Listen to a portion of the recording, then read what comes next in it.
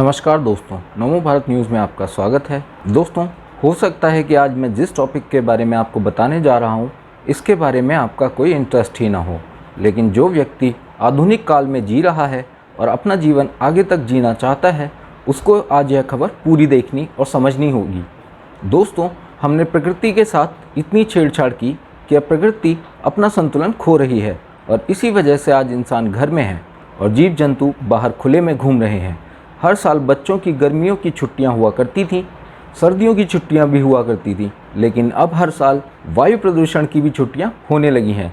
ऐसी स्थिति में हम मनुष्यों ने खुद इन स्थितियों का निर्माण किया है। इसका जिम्मेदार कोई और नहीं है, ये आपने और हमने ही बनाई है। एक समय था जब चुनाव, पानी, सड़क, बिजली जैसे मुद्दों पर लड़े जाते थे, लेकिन कुछ सालों से चुनाव का और राजनीति का पूरा स्वरूप ही बदल गया है। आज कोरोना के चलते राजनीतिक रैलियां ऑनलाइन हो चुकी हैं और इसी वजह से पूरे मुद्दे ही बदल चुके हैं। आज चुनावी मुद्दों में नदियों की सफाई, स्वच्छता और स्वच्छ वातावरण, सौर ऊर्जा जैसे मुद्दों ने उन पुराने घिसे पिटे मुद्दों का जगह ही छीन लिया है और इसकी शुरुआत खुद पीएम मोदी जी ने ही शुरू की थी। हालांकि यह मुद्दे बहुत पहले ही उठने चाहिए थे, लेकिन इससे पहले किसी भी पार्टी में इतनी हिम्मत नहीं थी कि वो अपने वोट बैंक की राजनीति छोड़कर इस मुद्दे पर कभी बात भी कर सके।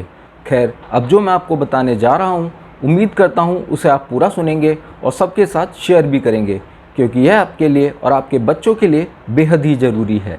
दोस्तों, आज के समय में मानवता की कोई दुश्मन है तो वो बढ़ती ग्लोबल वार्मिंग है, बढ़ता प्रदूषण है, जिसकी वजह से सिर्फ पर्यावरण को ही नुकसान नहीं पहुँच रहा है, बल्कि उसकी वजह से इंसानों की आयु भी कम हो रही है। प्रदूषण की वजह से आज इंसान का शरीर अंदर से कमज़ोर होता जा रहा है और इसी वजह से प्रधानमंत्री मोदी ने देश में चुनावों के दौरान इन मुद्दों को उठाना शुरू किया और सिर्फ इन मुद्दों को उठाया ही नहीं, इनके ऊपर काम भी किया, जिसकी शुरुआत सबसे पहले उन्होंने स्वच्छता अभियान से शुरू की थी, क्योंकि वो कहते हैं सिर्फ स्वच्छता रखने से ही कई बीमारियों को ख़त्म किया जा सकता है। मोदी ने पूरे देश में इस अभियान को चलाया और आज इसके परिणाम भी देखने को मिल रहे हैं। आज जगह जगह सफाई देखने को मिलती है और बाकी जगह अभी भी इस प्रोग्राम को चलाया जा रहा है। इसके बाद मोदी सिर्फ यही नहीं रुके, उन्होंने देखा कि नदियों और गंगा की, जिन्हें भारत में देवी का दर्जा दिया गया है, कैसे उसमें प्लास्टिक, कचरा, गंदगी आदि शामिल हैं। जिसके बाद उन्होंने गंगा को स्वच्छ करने के लिए नमामि गंगे अभियान की शुरुआत की, जिसका कुछ मूर्ख बुद्धिजीवियों ने बहुत बहिष्कार भी किया था, लेकिन कोई भी मोदी को रोक नहीं सका। और ऐसा सिर्फ हम नहीं कह रहे, पूरी दुनिया यही कह रही है, आंकड़े भी यही कह रहे हैं। नवंबर 2020 में जारी एक घोषणा के अनुसार विश्व के सभी G20 राष्ट्रों में से केवल भारत ही एकमात्र ऐसा देश है जो 2015 के पेरिस समझौते में जलवायु परिवर्तन पर किए गए अपने वादों को पूरा करने के लिए ईमानदारी से कदम बढ़ा रहा है। और अब हाल ही में वापस से प्रधानमंत्री ने इस मुद्दे पर और जोर दिया। प्रधानमंत्री नरेंद्र मोदी ने शुक्रवार को वीडियो कॉन्फ्रेंसिंग के जरिए वैज्ञानिक और औद्योगिकी अनुसंधान परिषद सोसाइटी की एक बैठक की अध्यक्षता की। CSIR की बैठक को संबोधित करते हुए पीएम नरेंद्र मोदी ने भविष्य की चुनौतियों को लेकर दुनिया को चेताया और कहा कि आने वाले समय में क्लाइमेट चेंज सबसे बड़ी चुनौती बनेगी, हमें इसके लिए अभी से तैयारी करनी होगी। पीएम मोदी ने आगे कहा, बीती शताब्दी का अनुभव है कि जब पहले कोई खोज दुनिया के दूसरे देशों में होती थी तो भारत को उसके लिए कई कई साल का इंतजार करना पड़ता था, लेकिन आज हमारे देश के वैज्ञानिक दूसरे देशों के साथ कंधे से कंधा मिलाकर चल रहे हैं और उतनी ही तेज गति से काम कर रहे हैं।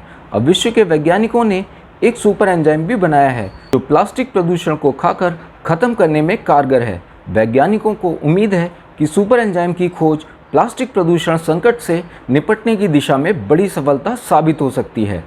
ऐसा ही एक और कारनामा भारत के एक वैज्ञानिक राजगोपालन वासुदेवन ने भी किया है। ये वो शख्स हैं जिन्होंने वेस्ट प्लास्टिक मटेरियल से दुनिया को सड़कें बनाना सिखाया। आपको बता दें कि आर वासुदेवन को प्लास्टिक मैन भी कहा जाता है। आज वासुदेवन की तकनीक पंचायतों द्वारा, नगर पालिका द्वारा और यहाँ तक कि NHI द्वारा भी अपडेट किए गए हैं। कई विदेशी यूनिवर्सिटी में उनके इस प्रयोग के बारे में बताया जाता है। फिलहाल हमारे देश में 1 लाख किलोमीटर से ज़्यादा की सड़कें प्लास्टिक द्वारा बनाई जा चुकी हैं। इसके अलावा पिछले 5 सालों में भारत के अक्षय ऊर्जा की स्थापित क्षमता में भी 226% की वृद्धि की गई है और यह बढ़कर 89 गीगावाट यानी GW पर पहुंच गया है। 2030 तक भारत का लक्ष्य इसे 450 GW तक पहुंचाना है। यानी आज भारत दुनिया में पारंपरिक ऊर्जा स्रोत के बजाय सूर्य से ऊर्जा बनाने वाला एकमात्र सबसे बड़ा देश बन चुका है। भारत के इन सब प्रयासों के बाद भी अमेरिका जैसे देश भारत के ऊपर उंगली उठाते हैं कि भारत की वजह से ग्लोबल वार्मिंग बढ़ रही है, भारत की वजह से जलवायु परिवर्तन हो रहा है, जबकि तस्वीर बिल्कुल उलट है। जलवायु परिवर्तन वर्षों से होती आ रही गतिविधियों का नतीजा है और भारत इसके लिए कतई जिम्मेदार नहीं है। दुनिया भर के कुल कार्बन उत्सर्जन का 25% अकेले अमेरिका में होता है, वहीं यूरोप में 22 और चीन के हिस्से में 13% उत्सर्जन है। वहीं भारत का उत्सर्जन में योगदान महज 3% है।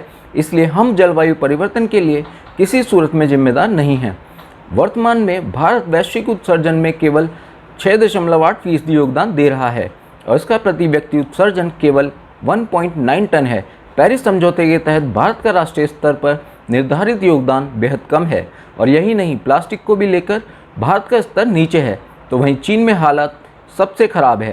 ताज़ा कंट्री वाइज आंकड़ों के मुताबिक समुद्र में सबसे अधिक प्लास्टिक बोतलें, बैग और अन्य प्लास्टिक का कचरा चीन से बहाया जा रहा है। इतना ही नहीं, दुनिया भर के देश आज अंतरिक्ष में भी कूड़ा बढ़ा रहे हैं, जिसकी वजह से आज अंतरिक्ष में खतरे बढ़ गए हैं। तो इस क्षेत्र में भी भारत ने कमाल किया है। भारत एक ही रॉकेट से प्लानिंग करके 100 सैटेलाइट तक लॉन्च करता है, जिससे अंतरिक्ष में कूड़ा न बढ़े, जबकि चीन जैसे देश लापरवाही बरतते हैं, जिसकी वजह से इनके सैटेलाइट नीचे धरती पर आ गिरते हैं। इतना ही नहीं, इनकी वजह से अंतरिक्ष में जो अंतर्राष्ट्रीय स्पेस स्टेशन है उसे नुकसान पहुंच रहा है।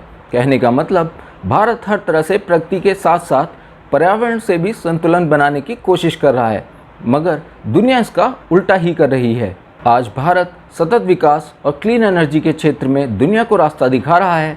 हम सॉफ्टवेयर से लेकर सैटेलाइट तक दूसरे देशों के विकास को भी गति दे रहे हैं और दुनिया के विकास में प्रमुख इंजन की भूमिका निभा रहे हैं।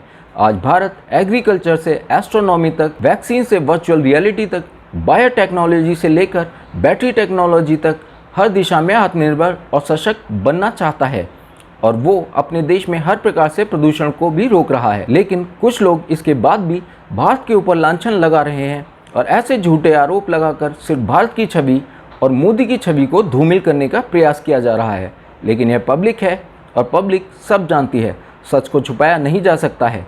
और आज सच सबके सामने है कि जलवायु परिवर्तन को लेकर कौन कितना सशक्त है और कौन सिर्फ बयानबाजी कर रहा है। भारत की तरह और देश अगर काम करना शुरू कर दें तो आने वाले समय में इस पृथ्वी की तस्वीर कुछ और ही देखने को मिलेगी। वीडियो को लाइक, सब्सक्राइब और शेयर करना ना भूलें। अपने विचारों को कमेंट बॉक्स में लिखकर हम तक जरूर पहुंचाइए।